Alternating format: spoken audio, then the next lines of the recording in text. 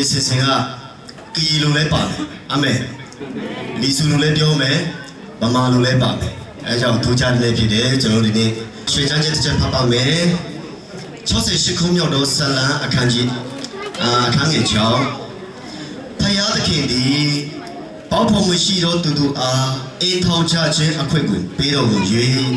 ချုပ်ထားသောသူတို့ကိုလည်းကြွယ်ဝခြင်းသို့သွင်းတော်မူ၏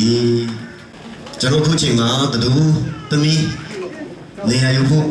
အချင်းဖြစ်ပါတယ်အားလုံးမတတ်ထားပြီးတော့ကျွန်တော်ဂုဏ်ပြုဖို့ဖြစ်ပါတယ်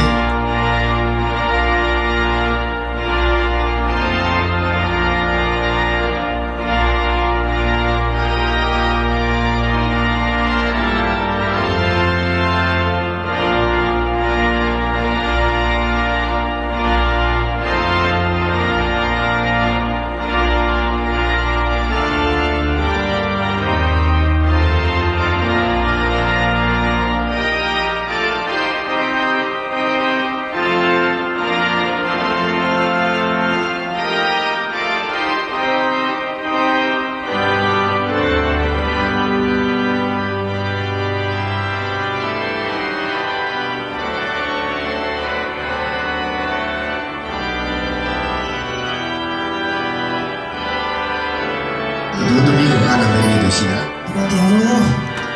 一把一毛一只，我比没得跑的的来叫我上面结果做上面结我的了，你不发力，的来叫我。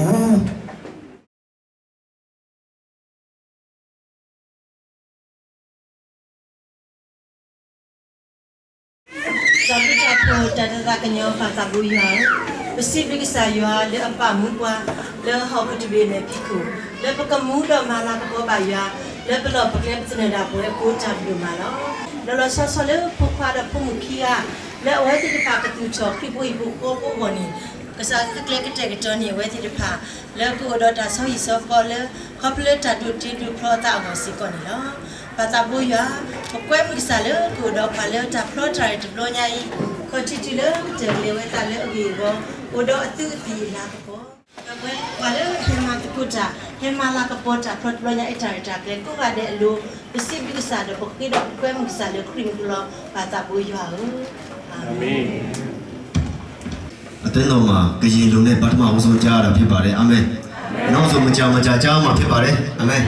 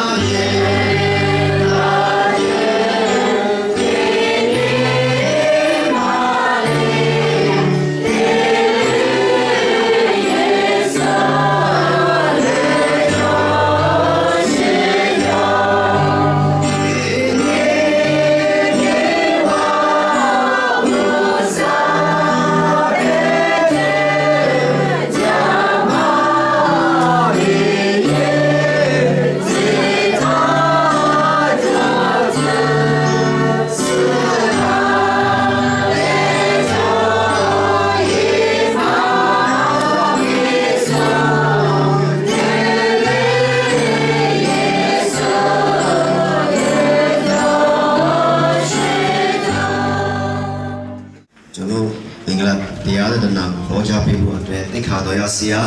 ဂျိုဆက်ပြယေရှုနာမနဲ့ဖြစ်ခေါ်ပါလေအားလုံးပဲမင်္ဂလာပါရှေးစွာဘုရားရှင်ရဲ့နာမတော်ကိုချီးမွမ်းလို့ပါတယ်ဒါကြောင့်မို့ဘုရားရှင်တာပြည့်ဘုန်းကြီးပါစေဒီကနေ့ကျွန်တော်တို့ဒီအာတူနဲ့စောစေကေဘောနော်စောစေကေတို့မင်္ဂလာစစ်စင်မှာကျွန်တော်ဘာကြောင့်လဲဟောပြောခြင်းလေဆိုတော့ခရစ်တော်အားဖြင့်ပြောခဲ့တဲ့စကားပုံပမာအားဖြင့်ပြောခဲ့တဲ့စကားနဲ့တို့ယူပြီးမှအားပေးကြပါတယ်ဘောနော်ရှင်မသေခရစ်ကျမ်းခန်းကြီးစနေခန်းငယ်25ယေရှုသည်သူတို့၏ထိုသူတို့၏စိတ်ကိုတည်တော်မူသည်ဖြစ်၍တိုင်းနိုင်ငံကြီးကမိမိနှင့်မတိကွဲပြားလင်ပျက်စီးခြင်းတို့ရောက်လိမ့်မည်မြို့ရွာဖြစ်စေအိမ်ဖြစ်စေ မိမိနိမတိမတိကွဲပြားပြီးမတည်နိုင်ရအဲ့ဒီအချက်ကလည်းခွန်အားပေးခြင်းတာဖြစ်ပါတယ်ဒီနေ့အိမ်ထောင်ပြုကြတဲ့အာတုနဲ့စောဟေကေတို့ကမတည်မြဲတဲ့အိမ်ထောင်ကိုတည်ထောင်ဖို့မဟုတ်ဘူးထာဝရတည်မြဲတဲ့အိမ်ထောင်ကိုတည်ထောင်တော်မူဖြစ်ပါတယ် praise the lord ဒါကြောင့်ဒီမှာခရစ်တော်ကအိမ်ထောင်မှာမတိတ်မမြတ်ဖြစ်ရင်အိမ်ထောင်ကဝဲမယ်လို့ပြောထားတဲ့သဘောဖြစ်တယ်။ဒါကြောင့်ကျွန်တော်အိမ်ထောင်မှာတိတ်တိတ်မြတ်မြတ်နဲ့နေတော်ဖို့ရည်ကြည်ပါတယ်လို့ခေါ်ပေးခြင်းနဲ့ခရစ်တော်ကိုကျွန်တော်ရဲ့အိမ်ထောင်အလယ်မှာထားဖို့အရေးကြီးဆုံးဖြစ်ပါတယ်။တကယ်လို့ခရစ်တော်မရှိဘဲနဲ့အဲ့ဒီအရာတွေကိုတာလီကျွန်တော်ကျင့်သုံးနေမယ်ဆိုတော့ကျွန်တော်တို့ကမေတ္တာမပါတဲ့တရားကျင့်နည်းတွေကိုကျင့်နေတဲ့အိမ်ထောင်ဖြစ်နေတယ်နော်ခရစ်တော်ကိုကျွန်တော်တို့အရာရာမှာမျက်မှောက်ပြုမယ်ခရစ်တော်ကိုသာလေကျွန်တော်အမြဲတမ်းအဆွေးနွေးထားမယ်ခရစ်တော်ကိုသာလေအယုံကြည်ပြုမယ်ခရစ်တော်ကိုလည်းအားကိုးမယ်ဆိုတော့ကျွန်တော်တို့ဥပမာပြဿနာတစ်ခုဖြစ်လာပြီးဟဲ့ဆိုရင်ခရစ်တော်ကို yes ခရစ်တော်ကိုတမ်းမြင်လိုက်တယ်အဲ့ဒါကျတော့ခရစ်တော်ကကျွန်တော်တို့ဝန်ထုပ်ကိုဖြည့်ရှင်းပေးရဖရာဖြစ်တယ်ဒါကြောင့်ခရစ်တော်ကကျွန်တော်ရဲ့ပြဿနာကိုဖြည့်ရှင်းတော်မှာဖြစ်ပါတယ်ပညာတတ်အင်ထုံတွေခွဲသွားကြတဲ့အင်ထုံတွေအများရှိတယ်လေ။နောက်မှတကယ်တည်းကြီးအင်ထုံတွေခွဲသွားကြတဲ့အရာတွေအများရှိတယ်လေ။ဟိုမင်းသမီးမိသားအလုံးကြီးတဲ့ကြဆိုတော့နော်တကယ်တော်တဲ့လူတွေအင်ထုံတွေပြုတ်တော့တာတနေ့တော့မကြောက်ဘူးခွဲသွားကြတယ်။ဘာကြောင့်လဲဆိုတော့ခရစ်တော်ကိုအမြင်မပြုလို့ဖြစ်တယ်။ခရစ်တော်ကိုမျက်မှောက်မပြုလို့ဖြစ်တယ်။နော်။မျက်မမြင်နဲ့ဆူဆွေးနေတဲ့မျက်မမြင်နော်ခရစ်တော်နဲ့တူထီးတဲ့အခါမှာခရစ်တော်နဲ့တွေ့တဲ့အခါမှာမျက်စိမြင်သွားတယ်။ပြောစရာမကောင်းလား။ဒါကြောင့်ခရစ်တော်ကျွန်တော်တို့အိမ်ထောင်မှာရှိတဲ့အခါမှာယောက်ျားပေါ်မှာအစိုးကြီးပဲမြင်တတ်တဲ့အမြင်တွေအကောင်းမြင်ထွက်သွားလိမ့်မယ် praise the lord ဒီမိမကဘာဖြစ်လို့ဒီလိုပဲဖြစ်ရတာလဲဆိုတဲ့အစိုးပဲမြင်နေတဲ့အမြင်တွေနော်အကောင်းမြင်တော့မှာဖြစ်ပါတယ်ခရစ်တော်ကိုတားလည်းပြောပါမနေ့ကလည်းစလူခရစ်တဲ့ကလည်း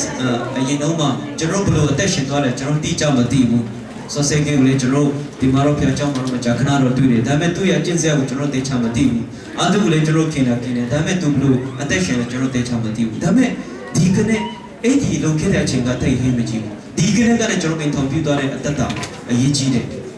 အရေးကြီးတော့မှာနော်အရေးကြီးတယ်ခရစ်တော်ကိုတားလေအုတ်ထိတ်မထားဘူးဆိုရင်တေချတယ်အိမ်ထောင်မှာမသိမြတ်မှုတွေစိတ်ပြတ်မှုတွေဝမ်းနည်းမှုတွေတဆ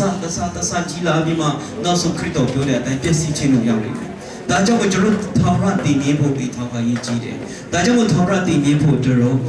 ခရစ်တော်ကိုဒါလေးကျွန်တော်အိမ်မှာဖိတ်ခေါ်ပြီးမှအသက်ရှင်သွားကြရအောင်။အဲ့လိုမျိုးနဲ့ဆိုရင်ကျွန်တော်ထာဝရပျော်ရွှင်တဲ့အိမ်ထောင်ဖြစ်လိမ့်မယ်။ထာဝရချမ်းသာတဲ့အိမ်ထောင်ဖြစ်လိမ့်မယ်။ခရစ်တော်ဒါလေးကျွန်တော်ရှိတယ်ဆိုရင်ခရစ်တော်ရှိမှရှိတဲ့ကျွန်တော်အရာတွေအားလုံးကျွန်တော်ရှိအိမ်ထောင်မှာရောက်မှာဖြစ်ပါတယ်။နောက်တော့ကျွန်တော်တာယာတဲ့အိမ်ထောင်ဖြစ်ပါစေဆိုပြီးမှနှုတ်ကပတော်အဖြစ်အနေငယ်ကိုအားပေးခြင်းနဲ့ဒီမှာရနာပါတယ်အားလုံးပေါ်မှာဖျားရှင်ကောင်းချီးတက်ရောက်ပါစေ။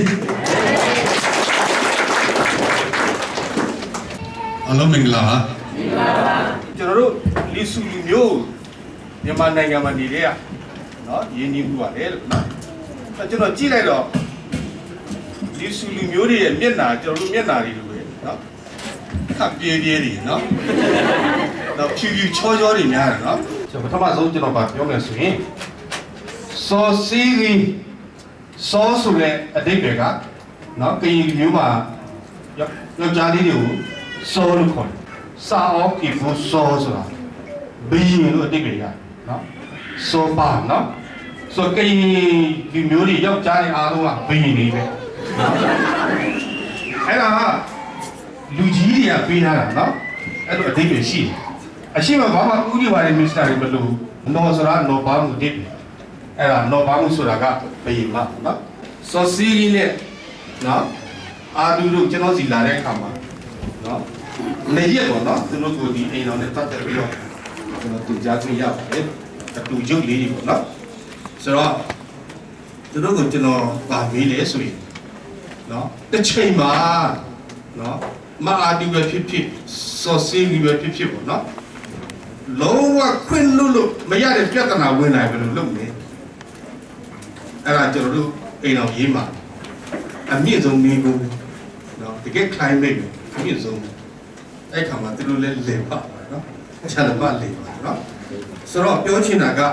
စောစီရီနဲ့နော်အာတူတို့ရဲ့တွေ့ဆုံခြင်းဟာဖ ဖျားသခင်မိတ်ဖက်ပြီးခြင်းဖြစ်တယ်စောစေးကြီးအတွက်မအားတူးသည်အကောင်းဆုံးသောမိန်းမဖြစ်တယ်